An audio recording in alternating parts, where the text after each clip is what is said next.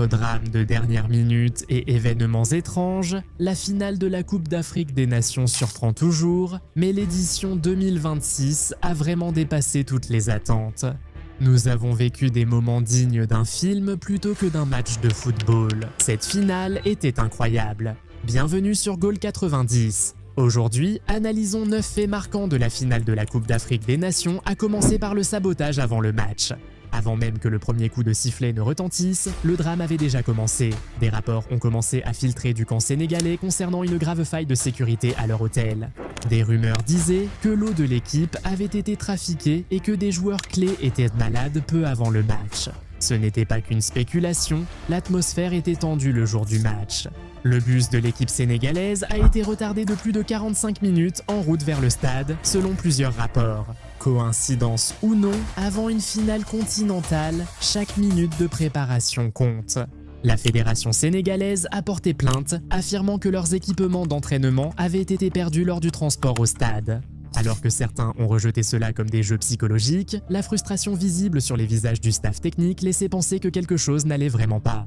Cela a donné un ton chaotique à une finale qui n'avait même pas encore commencé. 2 joueurs sénégalais quittent le terrain. À ce moment, l'internet a failli exploser. Après l'attribution du pénalty contesté au Maroc, les joueurs sénégalais ont quitté le terrain en protestant. Ce n'était pas un remplacement tactique, mais une lutte contre l'injustice. Kalidou Koulibaly, capitaine dans les tribunes, a incité ses coéquipiers à quitter le terrain en protestation. Pendant 10 minutes angoissantes, le match s'est arrêté et la foule s'est tue. La confusion se lisait sur les visages des joueurs marocains. On a cru un instant que la finale serait abandonnée. Ce n'était plus une simple protestation, mais une équipe épuisée, persuadée que tout jouait contre elle.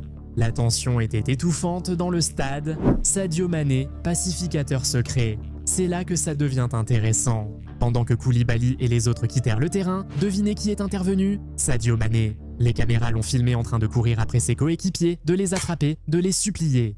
On lisait sur ses lèvres « On peut encore gagner ».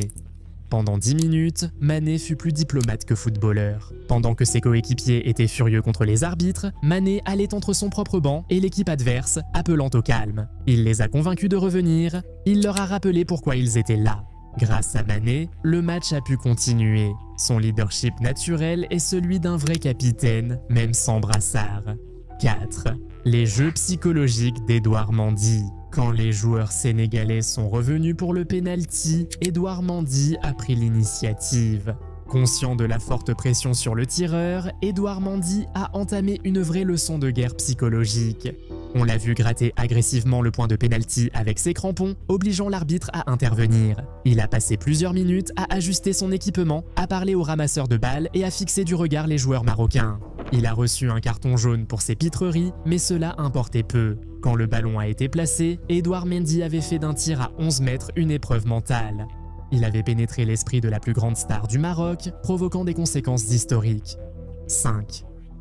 La guerre de la serviette. Ceci doit être l'un des moments les plus africains jamais enregistrés dans le football. Tout a commencé, assez innocemment. Le gardien sénégalais Edouard Mendy avait une serviette près de son but pour sécher ses gants. Si cela semble banal, les Marocains y voyaient davantage qu'un simple tissu. Ils ont agi comme si c'était du vaudou ou une arme secrète. Mais c'est encore plus fou. Les joueurs marocains ont participé. Le milieu de terrain Ismaïl Saibari a été vu en train de bloquer physiquement le staff sénégalais pour les empêcher de passer une serviette de rechange à Mendy. Pendant la finale continentale, une lutte intense opposait les joueurs pour la serviette, objet le plus convoité après le ballon. Cela montre qu'à la Coupe d'Afrique des Nations, même les superstitions mineures deviennent des enjeux de sécurité nationale. On n'invente pas ça. La malédiction glaciale de Brahim Diaz. Depuis qu'il a choisi le Maroc, Brahim Diaz fait parler de lui. Mais la finale a été un cauchemar. Ce n'était pas juste sa performance, mais aussi une suite d'événements étranges. Il a d'abord glissé lors d'une occasion franche, puis ses crampons se sont cassés, l'obligeant à les changer pendant le match. À chaque fois qu'il touchait le ballon dans le dernier tiers, les lumières vacillaient dans ce coin du stade. Les supporters ont nommé cela la malédiction du froid. Il semblait né pour marquer, mais la physique s'opposait à lui. Son pénalty raté à la 90e minute plus 24 ne peut pas être oublié dans les rues du Maroc. 7. Pape Gueye, la troisième fois aura été la bonne. S'il y avait un homme du destin, c'était lui. Sa soirée fut une succession de « et si ». En première mi-temps, sa tête cadrée a été miraculeusement arrêtée par Yassine Bounou.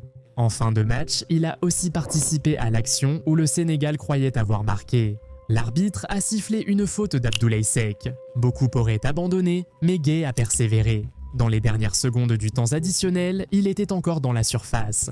Il a réussi à glisser un tir à travers une forêt de jambes et cette fois, il a été validé. Après s'être vu refuser 2 buts, sa 3e tentative a enfin compté. Le soulagement sur son visage était palpable. Ce témoignage de persévérance montre qu'au football, une seule chance suffit, même après 3 essais.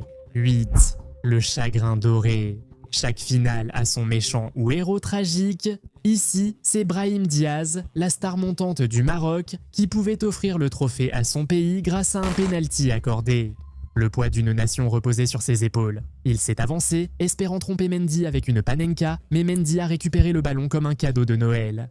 Une occasion en or s'est changée en immense chagrin. Le trophée a échappé au Maroc, les Sénégalais ont célébré et cela restera dans les mémoires.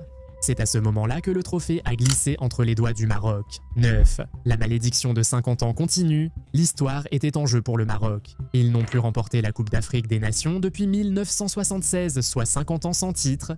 Chaque année, la pression monte, ils sont favoris, mais quelque chose échoue. Cette finale semblait enfin rompre la malédiction. Avec le talent de cette équipe 2026, mais au coup de sifflet final, la réalité s'est imposée. L'attente de 50 ans continue.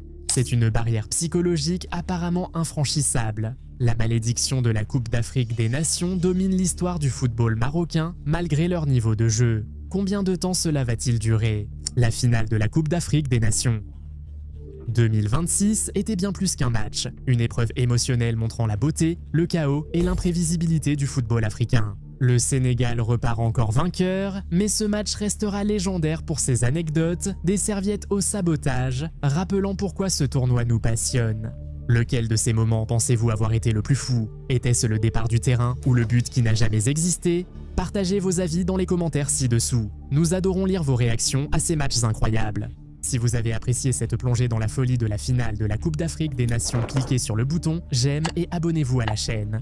N'oubliez pas non plus d'activer la cloche de notification pour ne rien manquer de nos prochaines vidéos. Nous avons encore plein d'histoires de football à partager avec vous. On se retrouve dans la prochaine vidéo. À bientôt.